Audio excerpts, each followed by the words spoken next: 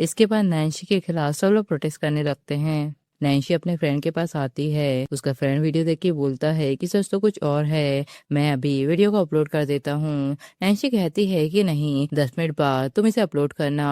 लाओ ने पहले मुझे फंसाया है, अब मैं भी उसे नहीं छोड़ूंगी। जैसे ही वो बाहर निकलती है तब सब उसे कहते हैं कि तुमने लाओ को क्यों मारने की कोशिश की। नैन्सी बोलती है कि मैंने ऐसा कुछ नहीं किया।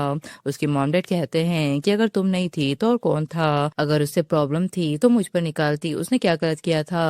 तभी लाओ आती है और कहती है कि नैन्सी को ब्लेम मत करो, वो प्रॉप की गलती थी, उसमें उसका कोई कसूर नहीं। मैनेजर कहती है कि तुम अब भी उसे बचा रही हो, मैंने जब शॉट दिया था तब सब कुछ ठीक था, फिर अचानक कैसे वो वेपन बन गया।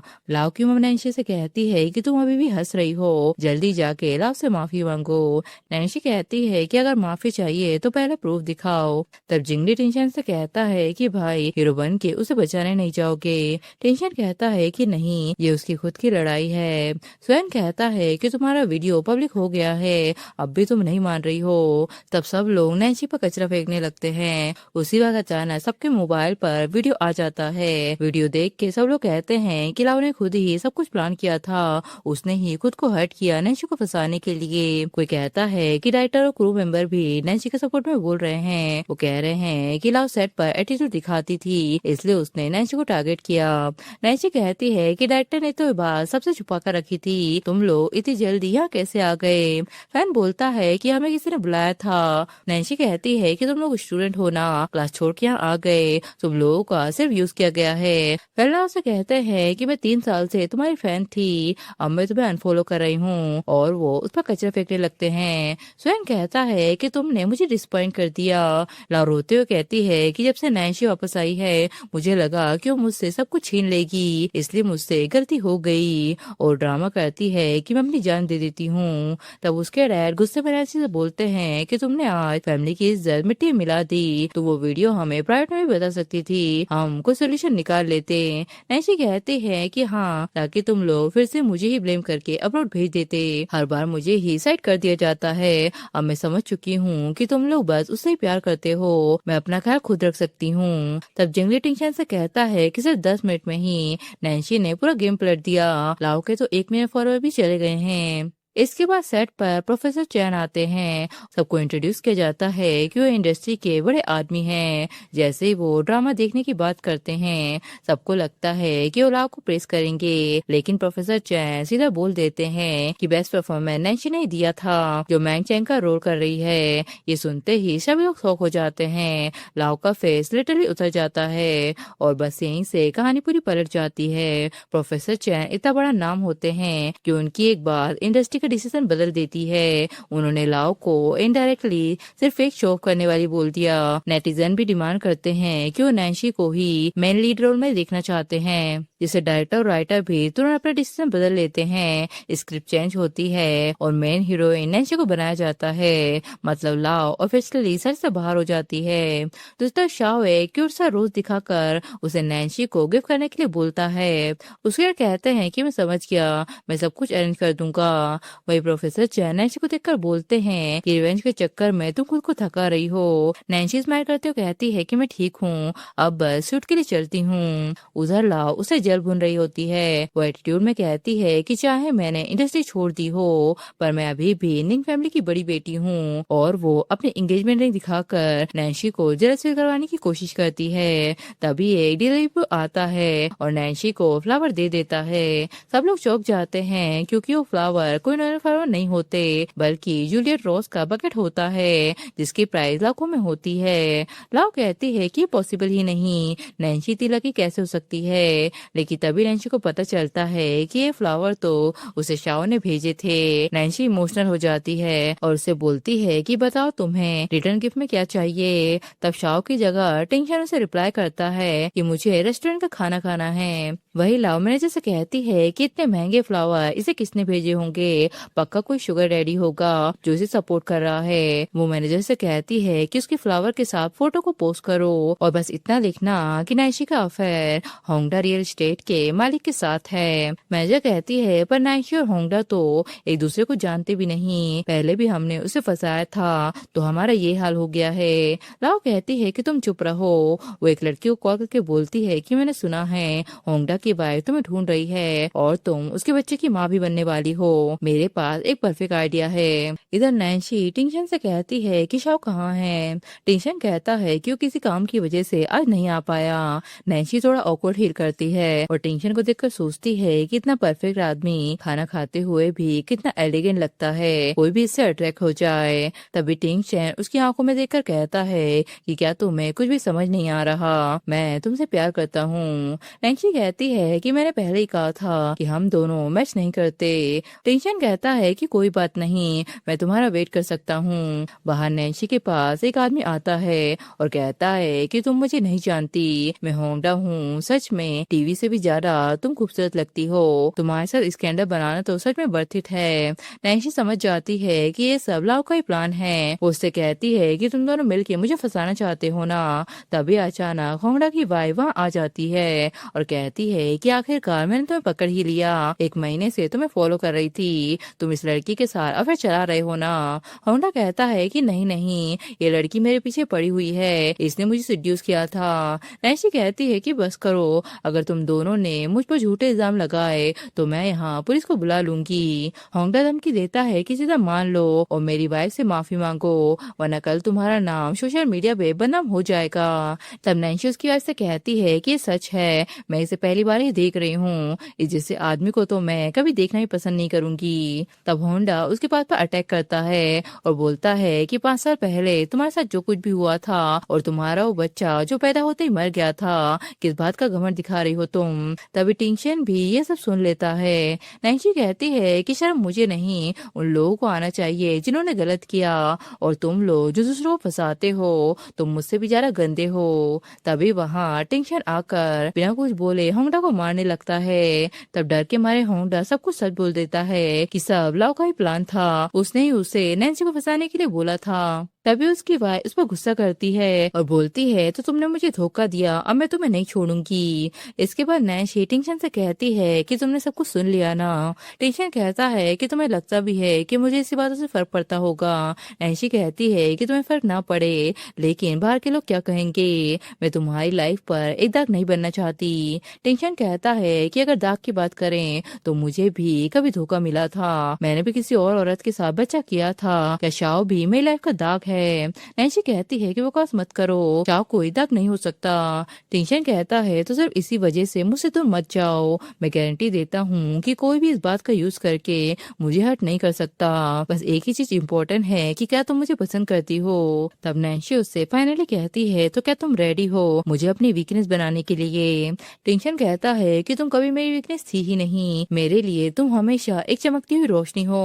फिर वो दोनों रोमांस करने लगते हैं। ऐसे ही रात बीत जाती है। सुबह नैन्सी को कॉल आता है कि शूटिंग ऑलमोस्ट खत्म हो गई है, 3 दिन बाद वह पार्टी है, रिपोर्टर्स भी आएंगे, तुम भी रेडी रहना। इसके बाद होस्ट नैन्सी से कहती है कि कांग्रेचुलेशन, नेक्स्ट प्रोजेक्ट तुम्हारा क्या है, हम तुम्हारा वेट कर रहे हैं। नैन्सी कहती है कि मैं जल्दी अपडेट दूंगी। सुअन उसे देखकर सोचता है कि पहले बस ये एक सिंपल सी गांव की लड़की थी और अब एक सुपरस्टार बन गई है। तभी डायरेक्टर कहता है कि चलो सब लोग टू डेक खेलते हैं, रूल ये है कि अगर सच नहीं बताना है तो पनिशमेंट के तौर पर 3 ड्रिंक पीनी पड़ेगी। सब लोग नैन्सी से कहते हैं कि पहला कार्ड तुम उठाओ। उसे टास्क मिलता है कि जिसने भी हार्ड बनाया था उसे तुम्हें किस करना होगा। सुअन कहता है कि वो मैं हूँ। तो सब लोग नैन्सी से उसे किस करने की डिमांड करने लगते हैं। नैन्सी कहती है कि मैं गिव करती हूँ और वो पनिशमेंट के तौर पर ड्रिंक को पीने लगती है। सेकेंड राउंड में भी नैन्सी की बारी आती है। राउत से कहती है कि जो भी पहला लड़का अंदर आएगा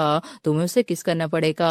सब लोग एक्साइट हो जाते हैं। हैं कि देखते हैं पहले कौन आता है। तभी टिंगशन एंट्री करता है। लोग कहते हैं कि ये तो हमारे ड्रामे का इन्वेस्टर है और सुना है कि लड़कियों में बिल्कुल भी इंटरेस्ट नहीं रखता। लाव सोचती है कि अब तो नैन्सी की इंसल्ट पक्की है। सुयान उससे कहता है कि रहने दो, मैं तुम्हारी जगह ड्रिंक कर लेता हूँ। तब नैन्सी सीधा जाकर टिंगशन को किस कर लेती है। सब लोग कहते हैं कि इतनी हिम्मत टिंगशन ने इसे कुछ भी नहीं किया। तब नैन्सी टिंगशन से कहती है कि सॉरी, हम बस गेम खेल रहे थे, मैं हार गई, इसलिए मुझे तुम्हें किस करना पड़ा। फ्रेंड नैन्सी से कहती है कि तुम्हें टिंगशन को किस करके कैसा लगा। नैन्सी कहती है कि इतना फास्ट हुआ था कि मुझे कुछ भी फील नहीं हुआ, अब मैं थोड़ी फ्रेश एयर लेने जा रही हूँ। तब लाव उससे कहती है कि सपना देखना बंद करो, वो सिर्फ एक गेम था। टिंगशन जैसा आदमी तुम जैसे लोगों में कभी इंटरेस्ट नहीं लेगा। नैन्सी कहती है कि तुम्हें तो गिनीज रिकॉर्ड मिलना चाहिए, सबसे ज्यादा ड्रामेटिक सपोर्टिंग एक्ट्रेस का। तब लाव स्वयं को आता देखकर नैन्सी से कहती है कि तुम मेरी तरह रिच फैमिली में शादी करना चाहती हो, पर टिंगशन जैसे लोग तुम्हारे सपनों से ही बाहर हैं। नैन्सी कहती है कि ड्रामा मत करो, फिर से मुझे फंसाने का प्लान है क्या, और वो उसे धक्का दे देती है। स्वयं कहता है कि तुम उसे बुली क्यों कर रही हो। हाँ, पहले उसने गलतियां की थी पर अब वो सुधर गई है, तुम अभी भी बात को पकड़ के क्यों बैठी हो। नैन्सी कहती है कि मैं सोच रही थी कि पार्टी के बाद मैं उस औरत को बुलाऊंगी, लेकिन अभी उसे बुला लेती हूँ। तब होंडा की वाइफ आकर लाव को मारने लगती है और कहती है कि मेरे हस्बैंड ने सब कुछ बता दिया है, तुमने उसे किसी लड़की से मिलवाया था और फिर प्लान बनाया था नैन्सी को फंसाने का। लाव स्वयं से कहती है कि नहीं, मेरी बात सुनो, ये झूठ बोल रही है। तब होंडा की वाइफ कहती है कि मेरे पास प्रूफ है, ये सारे कॉल रिकॉर्ड देख लो। स्वयं कहता है कि तुमने मुझसे प्रॉमिस किया था कि फिर कभी मुझसे झूठ नहीं बोलोगी, पहले तुम कितनी सिंपल थी और अब क्या बन गई हो। तभी उसे कॉल आ जाता है। नैन्सी कहती है कि ये जरूर उसके पेरेंट का कॉल होगा, अभी लाइव ब्रॉडकास्ट हो रहा था, सबके सामने तुम्हारी सच्चाई आ गई, अब तुम कभी भी किसी रिच फैमिली में शादी नहीं कर पाओगी। स्वयं लाव से कहता है कि अब हमारी शादी कभी नहीं हो सकती। तब लाव पागल हो जाती है और कहती है कि एक बार मेरी बात तो सुनो। नैन्सी कहती है कि ये बस शुरुआत है, तुमने जो कुछ भी किया है मैं सबका एक एक करके बदला लूंगी। रात में टिंगशन नैन्सी की फोटो देखकर मुस्कुरा रहा होता है, तभी जिंगली उसकी फोटो को ऑनलाइन पोस्ट कर देता है और कहता है कि मैंने अपने भाई को इतना खुश कभी नहीं देखा, लगता है कि वो प्यार में है। तभी उस पोस्ट को देखकर उसके पेरेंट कहते हैं कि हम कल ही चाइना आ रहे हैं, जल्दी ही उसकी गर्लफ्रेंड से मिलने। जिंगली सोचता है कि मैंने क्या कर दिया।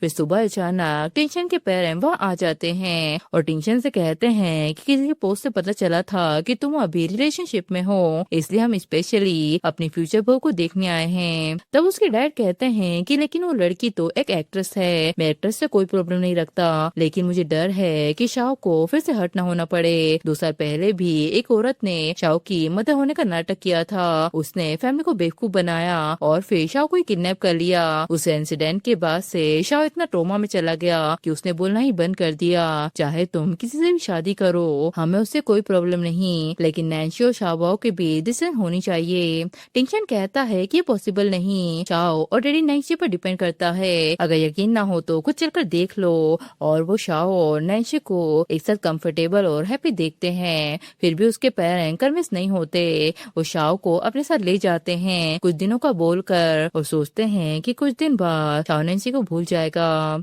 नैन्सी टिंगशन से कहती है कि लगता है तुम्हारे पेरेंट्स मुझे पसंद नहीं करते, क्या मैंने कुछ गलत किया। टिंगशन कहता है कि इसमें तुम्हारी कोई गलती नहीं, काफी टाइम पहले एक औरत ने शाओ की मदर होने का नाटक किया था और उसने शाओ को किडनैप भी कर लिया था। मेरे पेरेंट्स बस इसी बात से डरते हैं कि कहीं शाओ के साथ दोबारा ऐसा ना हो जाए। नैन्सी उससे कहती है तो क्या अब मैं शाओ से कभी नहीं मिल पाऊंगी। टिंगशन कहता है कि तुम उससे जरूर मिलोगी, जो भी सबके पीछे है मैं उसे ढूंढ लूंगा। तभी जिंगली कहता है कि मुझसे गलती हो गई। टिंगशन कहता है कि तुम्हारे पास सिर्फ 3 दिन है, वरना सब कुछ खत्म हो जाएगा। दूसरा शाओ अपने ग्रैंड पेरेंट के साथ होता है, लेकिन बिल्कुल भी खुश नहीं होता, वो खाना भी प्रॉपर्ली नहीं खाता, सिर्फ एक ही बात को रिपीट करता है कि मुझे घर जाना है। उसके ग्रैंड पेरेंट उसे समझाते हैं कि नैन्सी तुम्हारी मॉम नहीं है, तुम उससे नहीं मिल सकते। ये सुनते ही शाओ जोर जोर से रोने लगता है। तभी वहाँ जिंगली आकर बोलता है कि मैं इसे थोड़ी देर के लिए बाहर घुमा कर लाता हूँ। फिर चुपके से शाओ को नैन्सी से मिलवाता है और जैसे ही वो मिलते हैं तो शाओ खुशी से पागल हो जाता है। जिंगली वार्न करता है कि आज रात तक शाओ को वापस घर ले आना, वरना मेरे पेरेंट्स मुझे मार डालेंगे। नैन्सी अग्री करती है और शाओ को घुमाने के लिए बाहर ले जाती है। फिर वो लोग सारा दिन एंजॉय करते हैं और वापस उसे ग्रैंड पेरेंट के घर छोड़ देते देते हैं। नेक्स्ट दिन सब लोग पैनिक हो जाते हैं। जिंगली कहता है कि शाओ को हाई फीवर हो गया है। डॉक्टर ने कहा है कि अगर फीवर कंट्रोल में नहीं हुआ तो सिचुएशन और भी डेंजरस हो सकती है। किडनैपिंग का ट्रॉमा अभी तक उसके अंदर है। जब भी वो इमोशनली डिस्टर्ब होता है उसे हाई फीवर हो जाता है। तब टिंगशन अपने पेरेंट्स से कहता है कि आप लोगों ने उसे नैन्सी से दूर रखा, इसलिए उसके साथ ऐसा हो गया है। तभी नैन्सी शाओ के पास आती है। वो प्यार से कहती है कि डरो मत, मैं आ गई हूँ। टिंगशन के पेरेंट कहते हैं कि सच में ये काम करेगा, इतना आसान थोड़ी है। यूजुअली शाओ का फीवर तो एक दिन में ही उतरता है, लेकिन तभी सिर्फ 30 मिनट के अंदर शाओ का फीवर उतर जाता है। सब लोग शॉक हो जाते हैं कि इतना जल्दी ये सब कैसे हो गया, ये तो एक मिरेकल है। तभी नैन्सी को देखकर टिंगशन के पेरेंट का एटीट्यूड चेंज होने लगता है। फाइनली वो भी एक्सेप्ट कर लेते हैं कि नैन्सी ने ही शाओ को ठीक कर दिया। अगले दिन नैन्सी के पेरेंट उसे ब्लेम करते हैं कि तुमने लिव फैमिली से रिश्ता बना के हमारे अगेंस्ट प्लान किया है, तुमने अपनी सिस्टर की शादी भी तुड़वा दी। नैन्सी कहती है कि अगर पनिशमेंट मिलनी चाहिए तो पहले तुम्हें मिलनी चाहिए। तभी वहाँ टिंगशन के पेरेंट आकर नैन्सी का सपोर्ट करते हैं और सबके सामने बोलते हैं कि आज से नैन्सी हमारी फैमिली का हिस्सा है, कोई भी उसे हर्ट नहीं करेगा। तब नैन्सी के पेरेंट की इंसल्ट हो जाती है और उन्हें वहाँ से बाहर निकाल दिया जाता है। टिंगशन के पेरेंट नैन्सी के लिए फील करते हैं और कहते हैं कि कैसे पेरेंट हैं जो अपनी बेटी के साथ ऐसा करते हैं, काश नैन्सी ही शाओ की रियल मदर होती। इसके बाद जैसे ही नैन्सी काम से निकलती है तो सुयन उसे पकड़ के कार में बैठा देता है और कहता है कि तुम टिंगशन के साथ क्यों हो, वो तुम्हें वैल्यू नहीं करेगा। नैन्सी कहती है कि ये मेरी लाइफ है, तुम्हारा मुझ पर कोई हक नहीं। सुयन कहता है कि हम कभी एक दूसरे से प्यार करते थे। नैन्सी बोलती है कि तुमने कभी मुझसे प्यार नहीं किया, जब तुम्हें मेरी जरूरत थी तो तुम मेरे पास आए, फिर मेरी सिस्टर को चूज कर लिया। सुयन कहता है कि अब मैं समझ गया हूँ कि मैं तुमसे ही प्यार करता था, मैंने एंगेजमेंट भी तोड़ दी है, प्लीज मुझे एक और चांस दे दो। नैन्सी कहती है कि तुम गलत रास्ते पे जा चुके हो, अब तुम्हारा वापस आना पॉसिबल नहीं। सुयन समझ जाता है कि अब सब कुछ खत्म हो चुका है, फिर भी वो उसे वार्न करता है कि निम फैमिली और लाओ तुमसे बदला लेंगे, तुम संभल के रहना। तभी बाहर टिंगशन भी उसका वेट कर रहा होता है। वो सुयन को देखकर बोलता है कि लगता है अभी तक इसने गिव अप नहीं किया और वो नैन्सी को उसके सामने किस करने लगता है। वो उसे दिखाता है कि नैन्सी अब सिर्फ मेरी है। घर आकर नैन्सी उससे बोलती है कि मैं अटैक का वेट नहीं करूंगी, मैं खुद पहले मूव करूंगी। फिर वो टिंगशन से भी हेल्प मांगती है। टिंगशन उसे पूरा प्लान समझाता है कि निंग फैमिली की वीकनेस पैसा और रेपुटेशन है और लाओ की वीकनेस उसके शेयर है, ताकि वो सो फैमिली में शादी कर सके। उन दोनों के बीच कॉन्फ्लिक्ट क्रिएट करो, अगर लाओ शेयर नहीं देगी तो निंग फैमिली अंदर से ही टूट जाएगी। इसके बाद निंग सीक्रेटली एक प्लान बनाती है। एक आदमी उसके डैड से कहता है कि मेरे बॉस का पैसा कोई फी का पैसा नहीं है, अगर आपके पास 100% शेयर नहीं हुए तो आपकी कंपनी मेरे बॉस की हो जाएगी। नैन्सी के डैड कहते हैं कि मेरे आधे शेयर लाओ के पास हैं, वो मुझे कहीं मना नहीं करेगी। जैसे ही वो लाओ के पास आते हैं तो सामने से तो वो बहुत ही स्वीट बिहेव करती है कि हाँ मैं आपकी हेल्प करूंगी, लेकिन पीठ पीछे वो अपने सारे शेयर को बेच देती है। तब नैन्सी के लोग उसे कंफर्म करते हैं कि जैसा तुमने सोचा था लाओ ने अपने सारे शेयर सेल कर दिए हैं। तब वो उसके शेयर खरीद लेती है। नैन्सी के डैड लाओ का वेट कर रहे होते हैं। तभी नैन्सी शॉकिंग न्यूज के साथ एंट्री करती है कि डेडलाइन खत्म हो गई और शेयर आपके पास है नहीं, अब निंग कंपनी ऑफिशियली नैन्सी की होती है। उसके डैड कहते हैं कि लाओ ऐसा नहीं कर सकती। तब लाओ खुद आकर बोलती है कि हाँ मैंने शेयर बेचे हैं, आप मेरे कोई रियल पेरेंट नहीं हो, मुझे फर्क नहीं पड़ता तुम मरो या जियो। उसके पेरेंट कहते हैं कि हमने अपनी रियल डॉटर को छोड़ दिया, वो भी तुम्हारे लिए, और तुम हमें ऐसा बोल रही हो। तब नैन्सी क्लैपिंग करते हुए बोलती है कि वाह क्या फैमिली लव है। लाओ कहती है कि कोई बात नहीं, अगर मेरे पास पैसे नहीं तो, पर मेरे पास सुयन है, आज उसने मुझे बुलाया है प्रपोज करने के लिए। तभी सुयन वहाँ एंट्री करता है। लाओ से कहती है कि फाइनली तुम आ गए, मुझे यहाँ से ले चलो। सुयन कहता है कि मैंने कब कहा कि मैं तुमसे शादी करूंगा, मुझे पता चल गया था कि तुमने शेयर बेच दिए हैं और तुम अब भागने वाली थी, इसलिए मैंने तुम्हें यहाँ बुलाया है। मतलब ये सब नैन्सी सुयन का प्लान था। लाओ कहती है कि तुमने मेरे साथ ऐसा क्यों किया। सुयन कहता है कि हर किसी को अपनी गलतियों की सजा भुगतनी ही पड़ती है। नैन्सी कहती है कि जब तुम निंग ग्रुप की शेयर होल्डर थी तब तुमने कंपनी के पैसों का गलत यूज किया, अब ये मामला मैंने पुलिस को दे दिया है, जो कहना है पुलिस के सामने कहना। तभी पुलिस आकर लाओ से कहती है कि तुमको फ्रॉड के आरोप में गिरफ्तार किया जाता है। लाओ अपने पेरेंट्स से कहती है कि मैं आपकी बेटी हूँ, प्लीज मुझे बचा लो। तब उसकी मम कहती है कि अभी तो तुम कह रही थी कि हमारी जिंदगी और मौत से तुमको कोई मतलब मतलब नहीं, आज के बाद से हमारा तुमसे कोई रिश्ता नहीं, तुम जियो या मरो हमें कोई फर्क नहीं पड़ता। और नैन्सी से कहते हैं कि ये सब हमारी गलती थी, हमने गलत इंसान पे ट्रस्ट कर लिया, आज से हम तीनों एक परिवार की तरह साथ रहेंगे। नैन्सी कहती है कि जब आप लोग मुझे यहाँ घर लेकर आए थे तब मुझे आप लोगों से प्यार की उम्मीद थी, लेकिन 5 साल पहले जिस दिन आप लोगों ने मुझे घर से निकाल दिया उस दिन से मेरा आपसे कोई रिश्ता नहीं रहा। ऐसा बोलकर वो वहाँ से चली जाती है। इसके बाद जिंग टिंगसन से कहता है कि तुमने जिस बात की इन्वेस्टिगेशन करने को कहा था वो सब कुछ पता चल गया है। जिसने आपको ड्रग दिया था वो एक्चुअल में लीन फैमिली थी जो आपसे प्रोजेक्ट छीनना चाहती थी, इसलिए उन्होंने स्कैंडल बनाया, पर अच्छा हुआ कि तुम बच गए। हमने लीन ग्रुप पर एक्शन भी ले लिया है, अब वो ब्रेकअप होने वाले हैं, लेकिन मिस्टर लीन ने बदला लेने की धमकी दी है। दूसरा टिंगसन के पेरेंट शाओ नैन्सी को देखकर बोलते हैं कि हमने कभी शाओ को इतना खुश नहीं देखा, उसे सच में नैन्सी बहुत पसंद है। तब टिंगसन के डैड कहते हैं कि लेकिन नैन्सी उसकी असली मॉम नहीं है, एक दिन उनके भी अपने बच्चे होंगे, पता नहीं तब भी प्यार रहेगा या नहीं। तभी वहाँ मिस्टर लीन अपना बदला लेने आ जाता है और शाओ पर अटैक करता है। तब नैन्सी बिना सोचे समझे अपनी जान रिस्क में डालकर शाओ को बचा लेती है। टिंगसन चिल्लाता है कि जल्दी से एम्बुलेंस को बुलाओ। सब लोग हॉस्पिटल में पहुंच जाते हैं। डॉक्टर कहते हैं कि ऑपरेशन तो सक्सेसफुल रहा, लेकिन वो कोमा में चली गई हैं। ये सुन के सबके पैर तो ऐसे जमीन खिसक जाती है। टिंगसन नैन्सी से कहता है कि प्लीज एक बार आंखें खोलो, मैं मानता हूँ कि मैं थोड़ा सेल्फिश हो रहा हूँ, पर मैं तुम्हें खोना नहीं चाहता। जिंगली कहता है कि ये पहली बार है जब मैंने अपने भाई को रोते हुए देखा है। फिर वो कहता है कि मिस्टर लीन को पुलिस के हवाले कर दिया है और ये रिंग है जो तुमने मंगवाई थी। तब टिंगसन नैन्सी को रिंग पहना के बोलता है कि मैं तुमसे प्यार करता हूँ, इस जिंदगी में तुम ही मेरी इकलौती वाइफ रहोगी।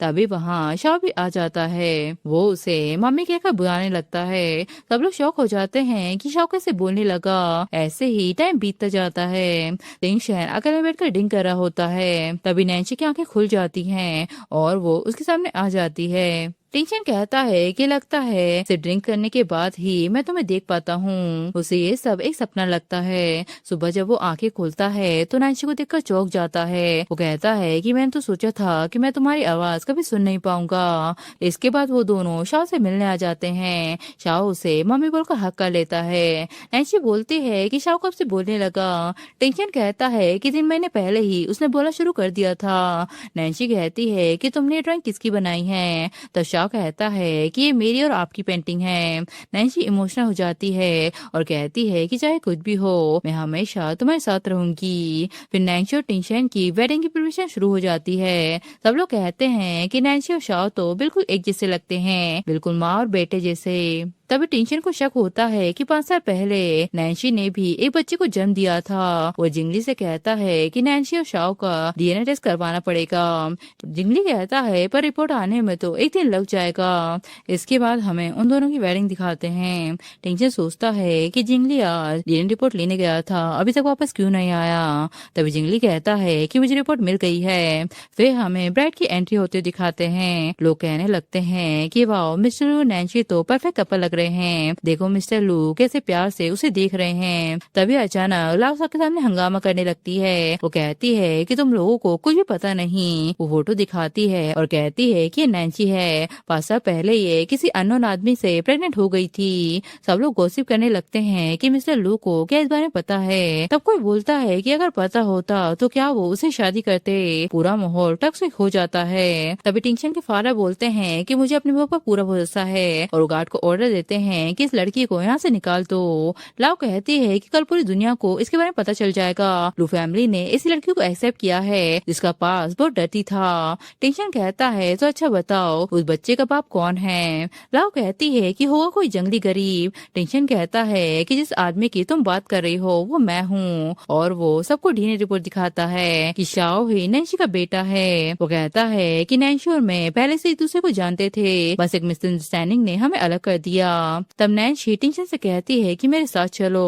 वो उसे कहती है कि तुमने फेक रिपोर्ट क्यों बनाई और मैं सबको कैसे समझाऊंगी कि शाओ मेरा बेटा नहीं है। टिंगसन कहता है कि जो रिपोर्ट मेरे हाथ में है वो बिल्कुल असली है, मैं झूठ नहीं बोल रहा। सॉरी, मुझे पता है कि तुम उस आदमी से नफरत करती हो जिसने तुम्हें हर्ट किया था, लेकिन वो आदमी मैं ही हूँ। जब मैंने कंपनी संभाली थी तब लिन फैमिली ने मुझे ट्रैप करके ड्रग दिया था। मैं भागते हुए गलती से उस रूम में चला गया जो लाओ ने तुम्हारे लिए सेट किया था। जो कुछ भी हुआ मेरी मेरी गलती थी, तुम मुझे जो चाहे सजा दो, मैं सब कुछ एक्सेप्ट कर लूंगा। तब नैन्सी की आंखों में आंसू आ जाते हैं। वो कहती है कि ये तो अच्छा है कि वो तुम थे। इस दुनिया में सबसे बड़ी खुशी कुछ नहीं हो सकती कि शाह मेरा बेटा है, लेकिन मैंने अपनी आंखों से उस बच्चे को मरते हुए देखा था। नर्स भी उसे ले गई थी, तो ये सब कैसे हुआ?